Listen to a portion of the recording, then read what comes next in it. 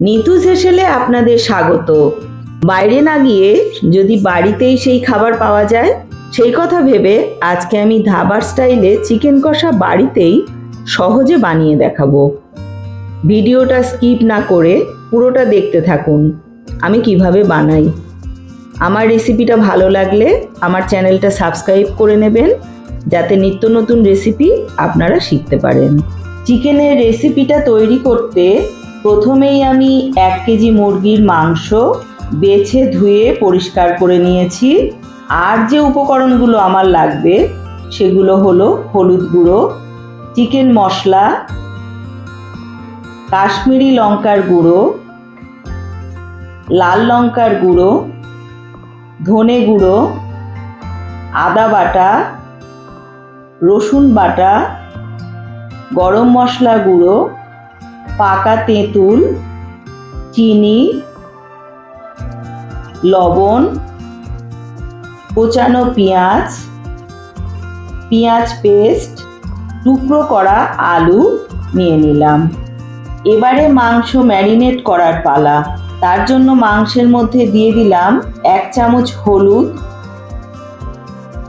1 চামচ কাশ্মীরি লঙ্কার গুঁড়ো, 1 চামচ ধনে গুঁড়ো, 1 চামচ আদা পেস্ট, 1 চামচ রসুন পেস্ট, 2 চামচ পেঁয়াজ পেস্ট, বড় সাইজের 2টো কোচানো পেঁয়াজ দিয়ে ভালোভাবে মাখিয়ে নেব।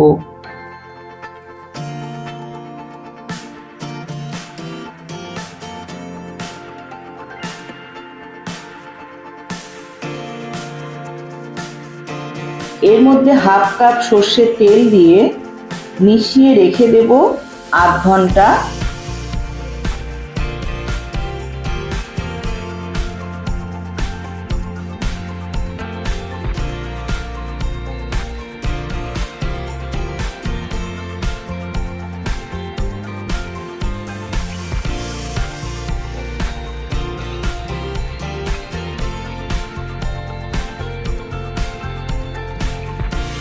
গ্যাসে কড়াই বসিয়ে তাতে 4 চামচ সর্ষের তেল দিয়ে গরম করে একটা তেজপাতা,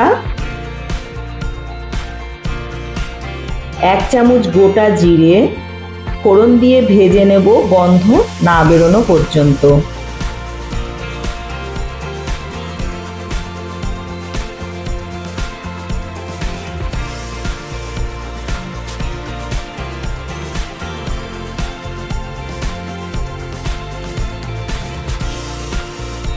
ম্যারিনেট করা মাংস ছেড়ে দেব আস্তে করে তেলের মধ্যে, তারপর লো হিটে কষাতে থাকবো।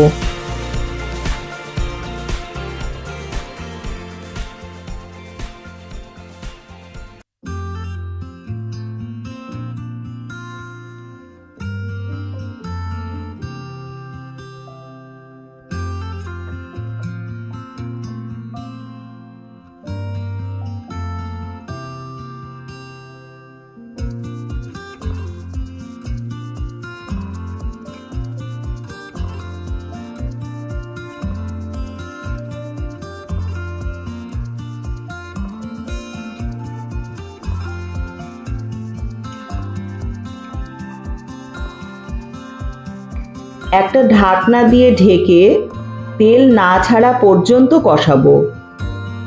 এই সময় পাকা তেঁতুল জলে ভিজিয়ে রেখেছিলাম সেটাকে চটকে কাত বের করে দানা ফেলে দেব।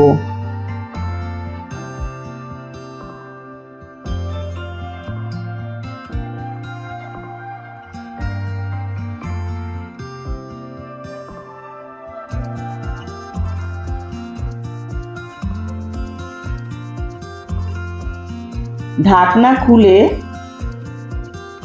মাঝে মাঝে নেড়ে দিতে হবে।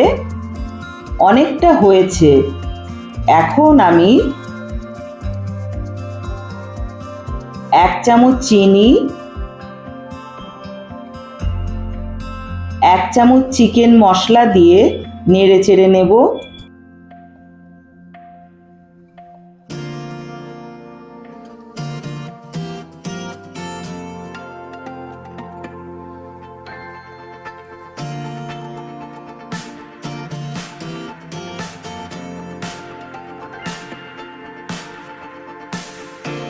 তেঁতুলের কাপ পুরোটা দিয়ে দিলাম।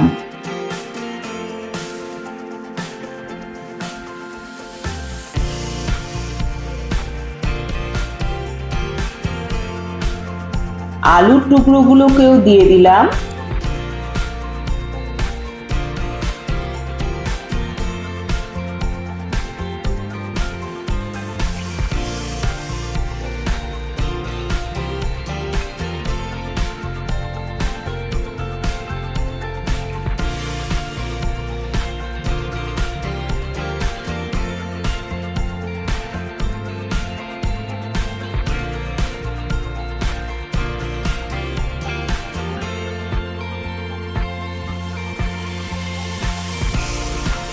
আবার ঢাকনা দিয়ে কষিয়ে নেব। 5 মিনিট পর ঢাকনা সরিয়ে দেখলাম তেল ছেড়ে ভালোভাবে কষানো হয়েছে।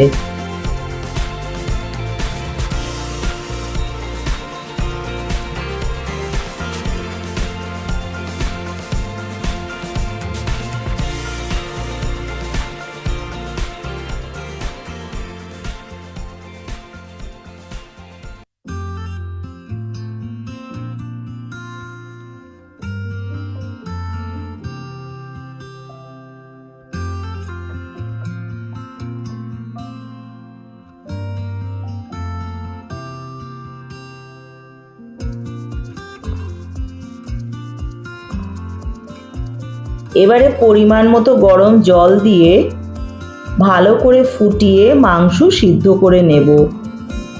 কষানোতেই 80% মাংস সিদ্ধ হয়ে গেছে।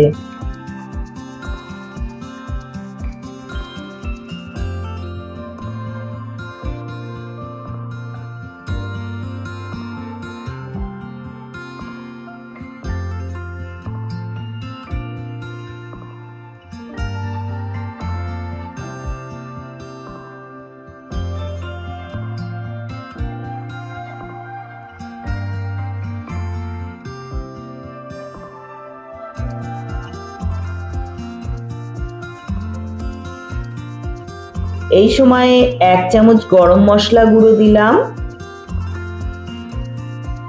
আর কিছুটা ধনেপাতা কুচি উপর থেকে ছড়িয়ে দিলেই তৈরি হয়ে গেল চিকেন কষা।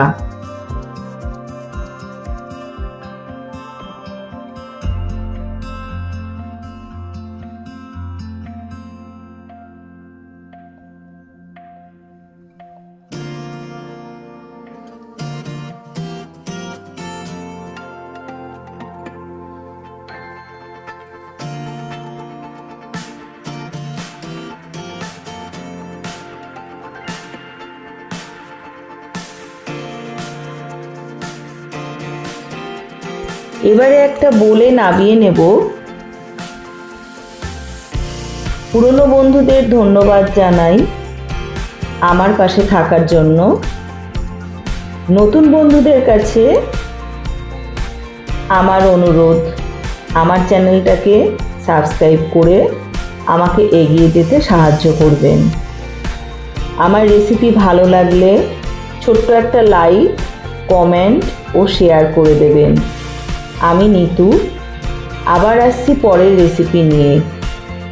সবাইকে জানাই শারদীয়ার প্রীতি ও শুভেচ্ছা।